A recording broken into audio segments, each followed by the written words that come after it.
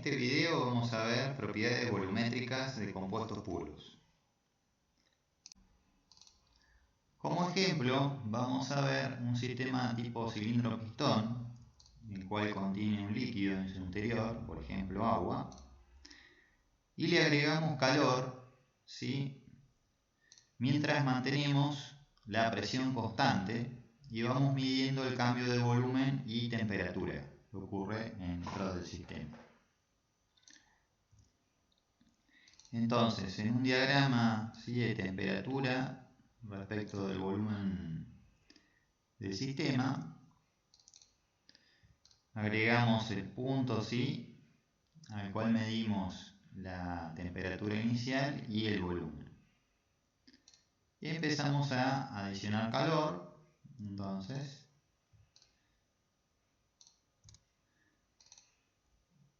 vemos que se incrementa la temperatura y el volumen se incrementa levemente. Seguimos adicionando calor, ¿sí?, y llegamos a un punto donde tenemos prácticamente todo líquido, ¿sí?, en el interior del cilindro pistón, y aparece una burbuja, ¿sí?, de vapor. Entonces decimos que ahí llegamos al punto de saturación del líquido. Por ejemplo, en el caso del agua, estamos controlando la presión a 1 atmósfera. Esta temperatura sería de 100 grados centígrados. Si seguimos adicionando calor, mientras mantenemos constante la presión, entonces ahora tendremos dos fases, ¿sí?, líquido y vapor, ¿sí?, la temperatura se va a mantener constante. Como vimos en la regla de las fases de Gibbs, cuando el sistema tiene dos fases, fija una de las variables intensivas, por ejemplo la presión, en este caso, queda fija el resto de las variables intensivas, ¿sí?, la temperatura, el volumen molar del líquido saturado y el volumen molar del vapor saturado. Por lo tanto, si seguimos adicionando calor, ¿sí?, al sistema, lo que va a suceder es que se va a comenzar a vaporizar líquido, va a aumentar la fracción vaporizada, se va a incrementar notablemente el volumen mientras se mantiene constante la temperatura y la presión, hasta que llegamos a un punto donde prácticamente se vaporizó todo el líquido y solo resta por vaporizar una gota, unas pequeñas gotas. Este es el punto entonces de saturación o de vapor saturado, le denominamos. Y si seguimos incrementando calor, entramos en una zona de una fase, es decir, de vapor sobrecalentado.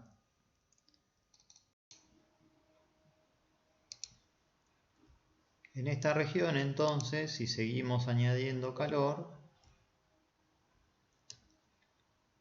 se incrementará el volumen, ¿sí?,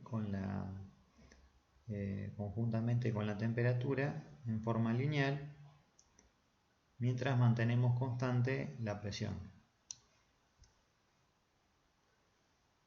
Si unimos entonces todos nuestros puntos que fuimos midiendo a lo largo del sistema, tenemos la isobara.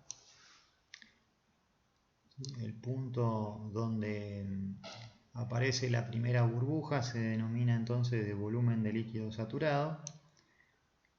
El punto donde desaparece la última gota de líquido se denomina volumen de vapor saturado. Por poner un ejemplo, en el caso del agua, si partimos calentando a 25 grados centígrados, iríamos elevando entonces la temperatura, variando poco el volumen del sistema hasta alcanzar los 100 grados centígrados, punto de saturación del agua a 1 atmósfera. Se comenzaría a evaporar el agua hasta que finalmente evaporamos completamente en el punto de saturación y obtenemos un vapor sobrecalentado. El volumen de líquido saturado del agua a 1 atmósfera atmósfera es de 1.044 centímetros cúbicos por gramo, mientras que el volumen de vapor saturado es de 1873 centímetros cúbicos por gramo. Observamos que en la zona de líquido subenfriado existe poco cambio, ¿sí?, del volumen del líquido respecto del aumento de la temperatura. Es decir, en el diagrama vemos una pendiente muy pronunciada del cambio de temperatura respecto del volumen. Esto sucede porque se trata de una fase incompresible, ¿sí? La densidad prácticamente no está variando del líquido con cambios de temperatura. Por otra parte, en el caso del vapor vemos un cambio importante del volumen, ¿sí?, respecto de cambios de temperatura en el sistema. Esto se debe a que se trata de una fase compresible. En el diagrama se observa entonces una baja pendiente, ¿sí?, del cambio de temperatura respecto del volumen. Si repetimos esta experiencia a una presión mayor, si elevamos, por ejemplo, en el caso del agua de 1 bar a 10 bar, ¿sí?, lo que va a ocurrir es que va a aumentar la temperatura de ebullición y va a disminuir la diferencia entre los volúmenes específicos, ¿sí?, de líquido y de vapor saturado. Algo así vimos en las tablas de vapor, ¿sí?, para el agua. Si recuerdan, en las tablas que tenemos en el libro de vapor sobrecalentado, por ejemplo, tenemos especificado la presión de saturación, 100 kilopascales y alrededor de 100 grados centígrados, la temperatura de saturación. Y tenemos el volumen de líquido saturado, 1,04 centímetros cúbicos por gramo, y de vapor saturado, 1693,7 centímetros cúbicos por gramo. A temperaturas mayores, ¿sí?, a la de saturación, tendremos un vapor sobrecalentado. Estas serían, ¿sí?, las temperaturas y los volúmenes específicos que estábamos viendo en forma esquemática en el diagrama anterior, ¿sí?, a la derecha, ¿sí?, la curva, la zona menos de baja pendiente, ¿sí?, de la curva de la isobara. Si incrementamos la presión, entonces, por ejemplo, a 10 bar, serían 1000 kilopascales, la temperatura de saturación aumenta, como decíamos, de ebullición, 179,88 grados centígrados, mientras que el volumen de líquido aumenta y el volumen del vapor saturado disminuye, ¿sí?, considerablemente, a 194,3 centímetros cúbicos por gramo. Así sucesivamente ocurre con presiones mayores, por ejemplo a 25 bar o 2500 kilopascales, la temperatura de ebullición o de saturación es 223,9 grados centígrados. El volumen de líquido se incrementa levemente a 1,197, mientras que el volumen del vapor saturado disminuye, ¿sí?, más considerablemente, alrededor de 80 centímetros cúbicos por gramo. Igualmente ocurre, ¿sí?, sigue disminuyendo el volumen del vapor saturado, ¿sí?, a 50 bar, por ejemplo, la temperatura aumenta a 263,9, mientras que el volumen del vapor saturado disminuye alrededor de 40. A 100 bar, la temperatura de saturación del agua es de 310,96 grados centígrados, mientras que el volumen de líquido saturado es 1,453 y 18,041 centímetros cúbicos el volumen de vapor saturado. Si hacemos estos cálculos para 150, 200, hasta llegar hasta 220,55 bar, entonces vemos cómo va aumentando la temperatura, ¿sí?, de ebullición hasta alcanzar la temperatura crítica, ¿sí? De 374 grados centígrados. Y vemos como el volumen de líquido saturado se incrementa levemente mientras el volumen de vapor saturado disminuye considerablemente hasta alcanzar lo que denominamos el punto crítico del agua, que es cuando el volumen de líquido y de vapor saturado se hacen iguales. Si esquematizamos todas las isobaras en un mismo gráfico, ¿sí? De temperatura versus volumen, tendríamos una primera isobara, por ejemplo un bar, en el caso del agua, como vimos anteriormente, ¿sí? En el inicio del ejemplo. Otra isobara, ¿sí? A 10 bar, 25, 50, 100, ¿sí? 200, así hasta llegar al punto crítico.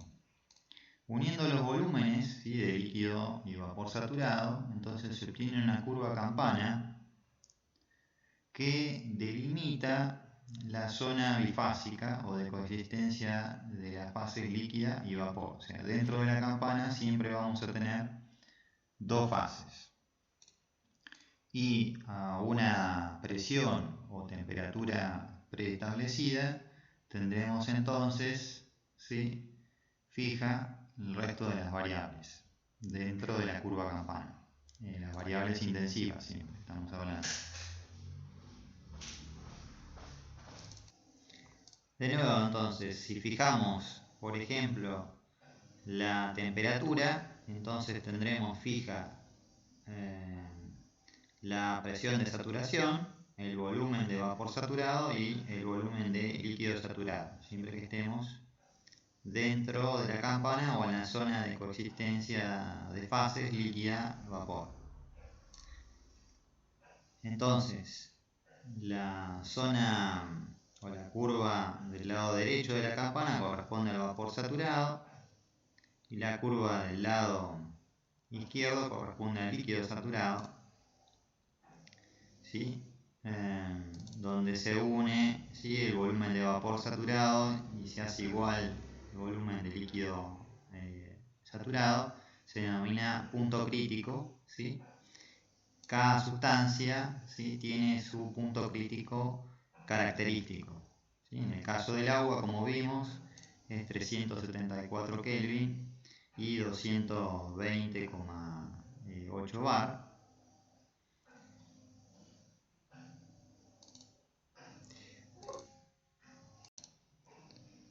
En el caso de otra sustancia, como por ejemplo metanol, la temperatura crítica es de 239,5 grados centígrados, la presión crítica es de 81,04 bar, mientras que el volumen crítico o volumen específico crítico es de 3,57 centímetros cúbicos por gramo.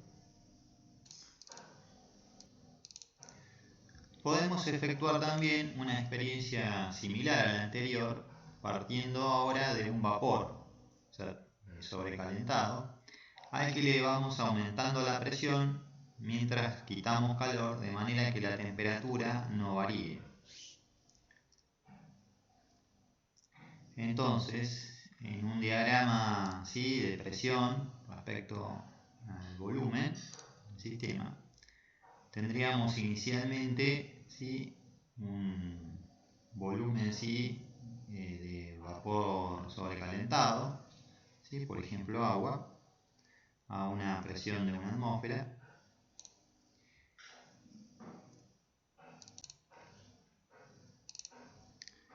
Comenzamos entonces a comprimir el sistema y para mantener constante la temperatura empezamos a quitar calor. Vemos que el volumen, ¿sí? De la fase de vapor disminuye en la medida que se incrementa la presión, hasta que aparece una gota de líquido en el sistema. A este punto, ¿sí? Sería el de vapor saturado, ¿sí? Donde comienzan a coexistir entonces la fase vapor con la fase líquida. Y se denomina así presión de saturación o presión de vapor del líquido. Por ejemplo, en el caso del agua, si estaríamos a 100 grados centígrados de temperatura, esta presión sería de 101,3 kilopascales. En la medida que seguimos comprimiendo el sistema, la presión en este caso se mantiene constante, mientras está variando el volumen, ¿sí?, de manera considerable, porque estamos condensando agua.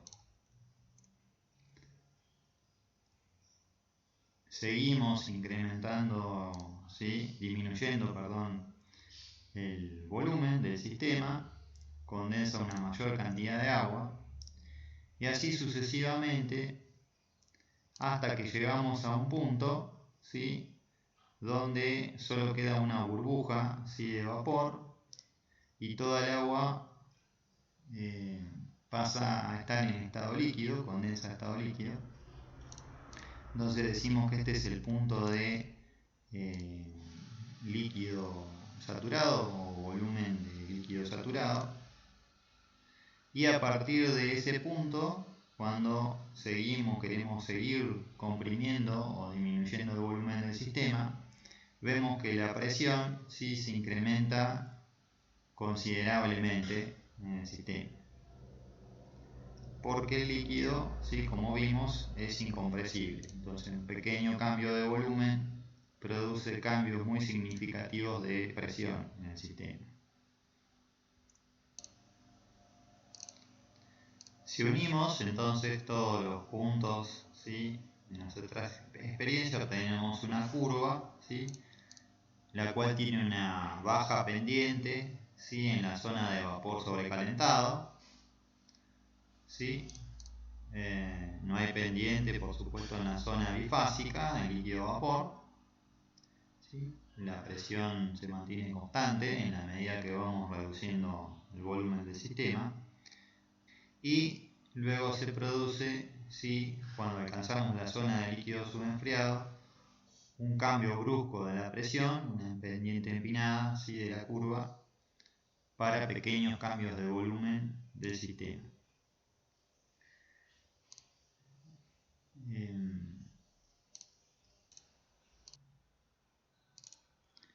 Repitiendo la experiencia entonces para otras temperaturas y graficando todas las isotermas en un mismo diagrama de presión versus volumen, ¿sí?, obtendremos un esquema como el que se muestra en la figura, ¿sí?, para las distintas isotermas. En la medida que vamos incrementando la temperatura, se incrementa la presión de saturación, ¿sí?, disminuye el volumen de vapor saturado, mientras se incrementa el volumen de líquido saturado, hasta que alcanzamos el punto crítico.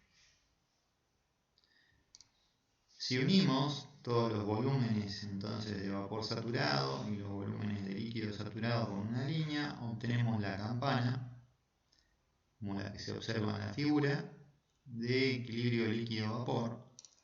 Dentro de la campana entonces tenemos una zona de coexistencia de dos fases, líquido y vapor, que están en equilibrio, ¿sí?, a distintas temperaturas.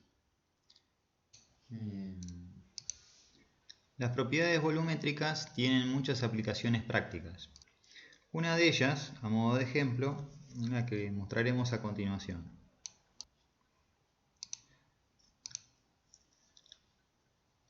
Si tenemos un recipiente, un acumulador o un cilindro tomamuestra, y el mismo lo cargamos con una determinada masa de líquido que se encuentra a muy baja temperatura, por ejemplo, propano líquido podría estar almacenado a menos 10, menos 20 grados, ¿sí? Entonces, si el volumen global, ¿sí?, de carga en el recipiente, es decir, el volumen total del recipiente dividido la masa cargada, es mayor al volumen específico crítico, entonces normalmente la fracción vaporizada, que será la masa de vapor dividido la masa total, va a ser alta.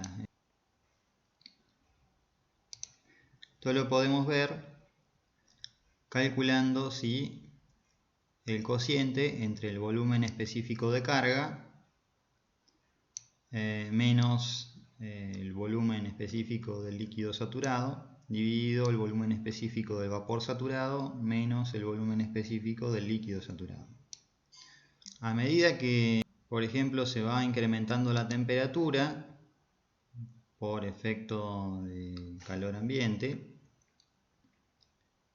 entonces esta fracción vaporizada aumenta, el volumen específico de carga, ¿sí?, se hace más parecido al volumen específico del vapor saturado, ¿sí?, a la temperatura 2,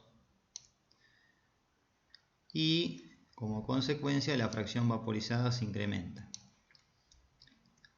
Si seguimos incrementando la temperatura,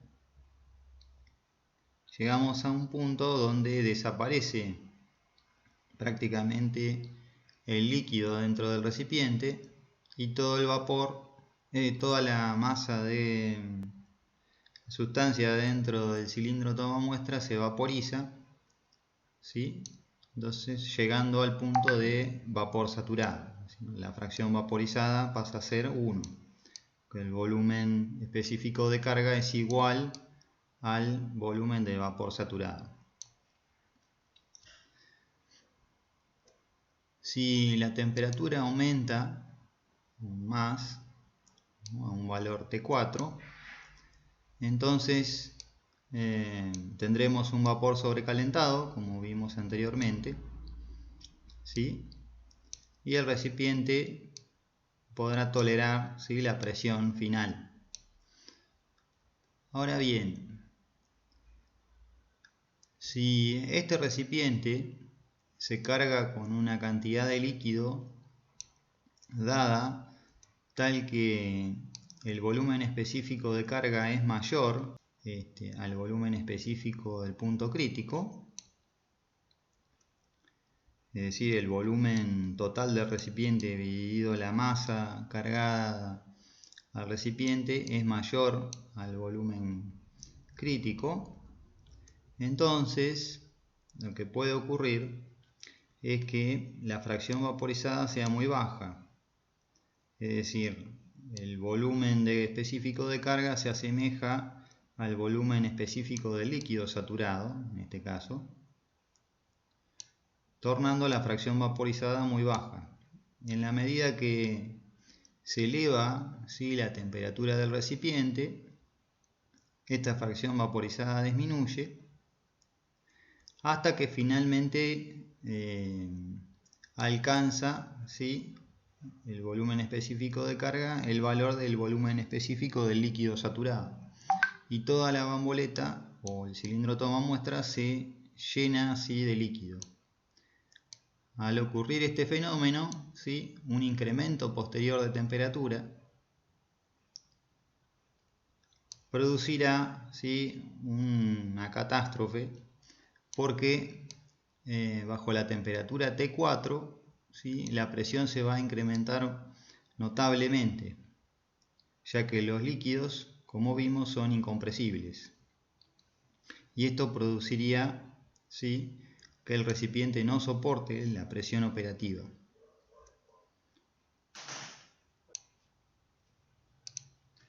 Cuando evaluamos propiedades volumétricas, en realidad estamos analizando tres variables: presión, volumen y temperatura.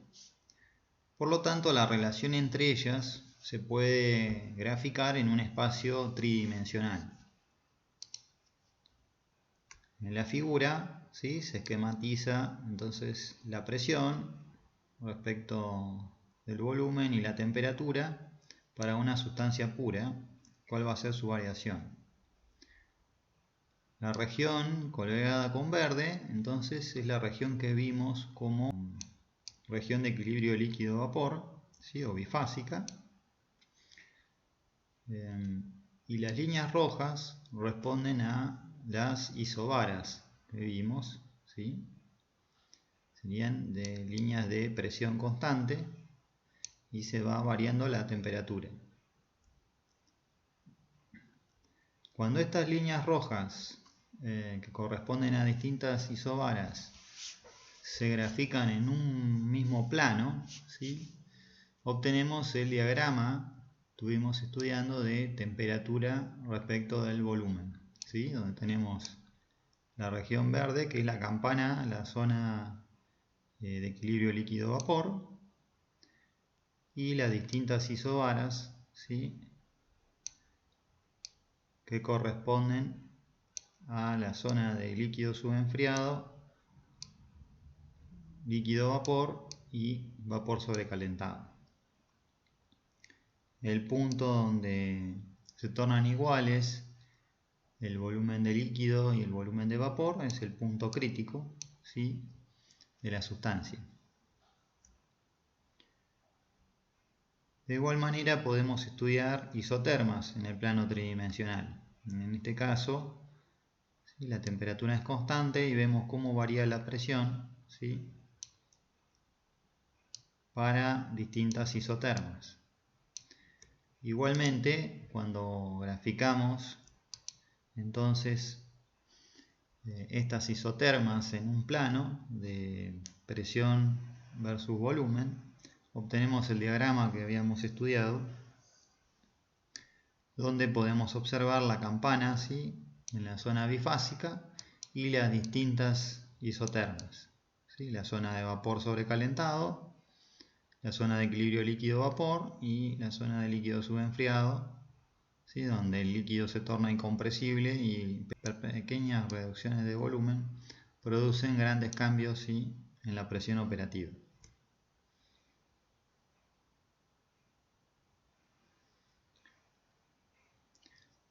Los diagramas anteriores solo incluyen la región fluida, líquido-vapor. Si se extienden estos gráficos a temperaturas menores, aparecerá la formación de sólido. En este caso, podríamos tener, ¿sí? Además de la región líquido-vapor, ¿sí? La región donde tenemos coexiste sólido-líquido y sólido-vapor.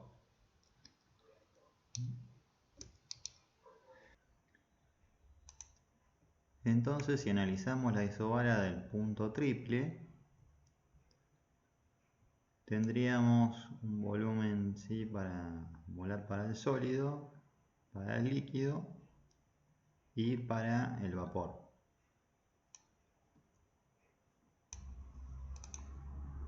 Si analizamos, por ejemplo, una isobara de mayor presión, entonces tendríamos, a medida que vamos subiendo la temperatura a un sólido, que pasa, alcanza la zona de fusión y se transforma en sólido líquido, un equilibrio bifásico, ¿sí? Esta sería la región de equilibrio sólido-líquido.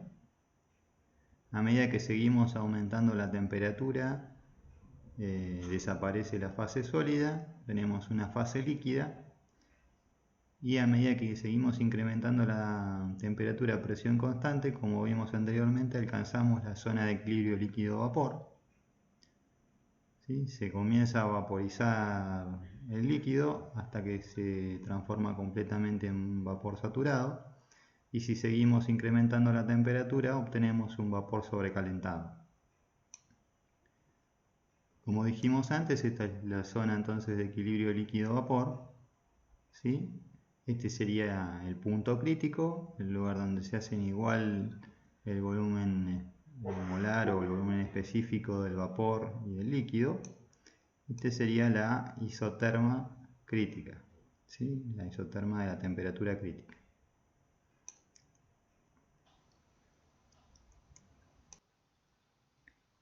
Entonces tenemos tres zonas donde podría haber dos fases, ¿sí? La zona sólido-líquido, la zona líquido-vapor y la zona sólido-vapor.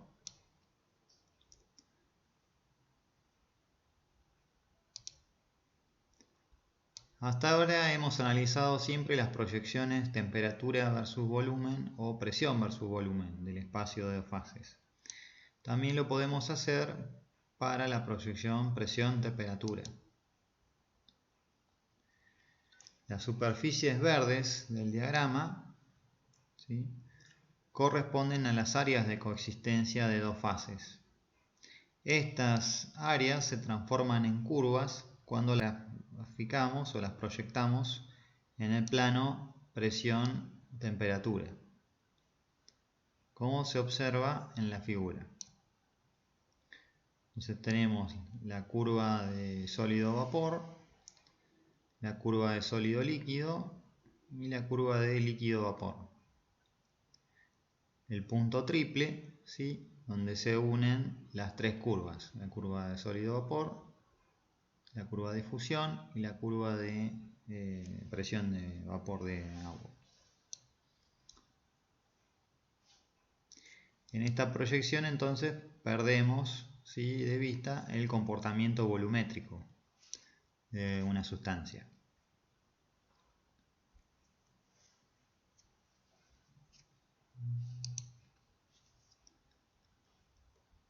Los puntos entonces sobre las curvas poseen dos fases. Tienen un solo grado de libertad. Es decir, por ejemplo, en el caso del agua, si nosotros fijamos la presión, pues una atmósfera, ¿sí?, el resto de las propiedades quedan fijas. Por ejemplo, la temperatura sería 100 grados centígrados. El volumen de líquido saturado sería, como vimos, 1,044 centímetros cúbicos por gramo. Y el volumen del vapor saturado sería de 1873 centímetros cúbicos por gramo.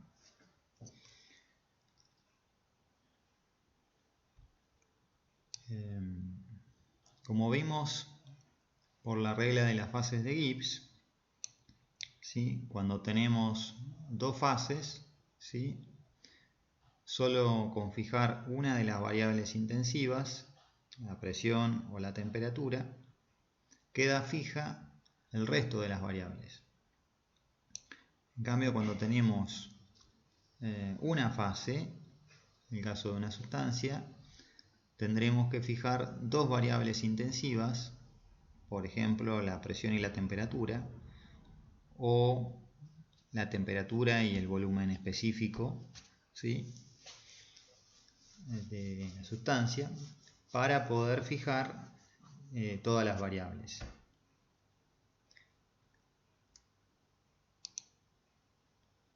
La curva de sublimación, la curva de equilibrio sólido-vapor, se denomina curva de las temperaturas de sublimación a una dada presión, o de presión de sublimación a una dada temperatura. Tenemos la curva entonces de equilibrio sólido-líquido, donde coexisten otras dos fases, que se denomina curva de temperaturas de fusión a una dada presión, o curva de presiones de fusión a una dada temperatura.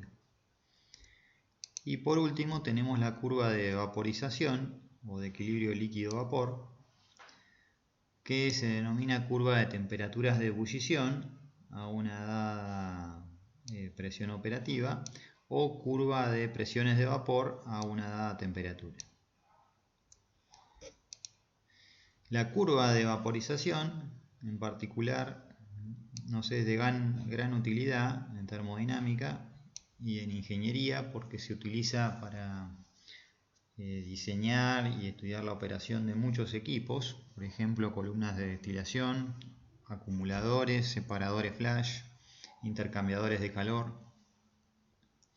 Esta curva se extiende entre dos puntos fijos, ¿sí?, el punto triple, donde coexisten las tres fases, sólido, líquido, vapor, y el punto crítico, donde los volúmenes específicos de la fase líquida y vapor se hacen iguales, así como el resto de las propiedades intensivas de la sustancia.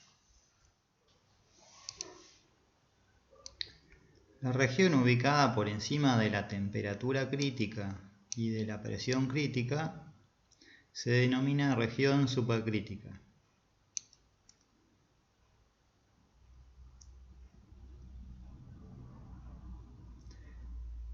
Es posible entonces condensar isotérmicamente un vapor incrementando la presión.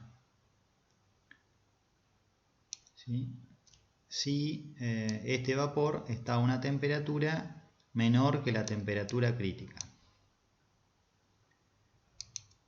También es posible condensar isobáricamente un vapor, ¿sí?, disminuyendo la temperatura.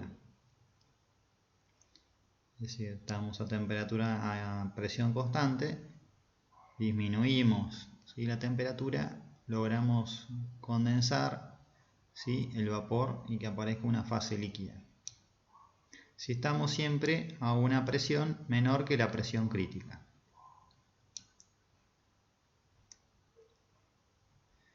Una situación equivalente se da en la vaporización de un líquido por disminución de presión o aumento de temperatura. Es decir, tenemos un líquido, ¿sí?, disminuimos la presión operativa. Cuando alcanzamos la curva de presión de vapor, se comenzará a vaporizar ese líquido, siempre y cuando estemos a una temperatura menor que la temperatura crítica. Y en forma equivalente, si estamos con una isobara y comenzamos a calentar ese líquido, vamos a alcanzar la curva de presión de vapor y se vaporizará parcial o totalmente ese líquido, ¿sí?, si superamos la temperatura de saturación, siempre y cuando estemos por debajo de la presión crítica. En estas condiciones supercríticas, entonces los fluidos no se comportan ni como un líquido ni como un vapor. La densidad no sufre discontinuidades, sino que varía en forma continua con los cambios de presión y temperatura. Y los fluidos poseen propiedades especiales.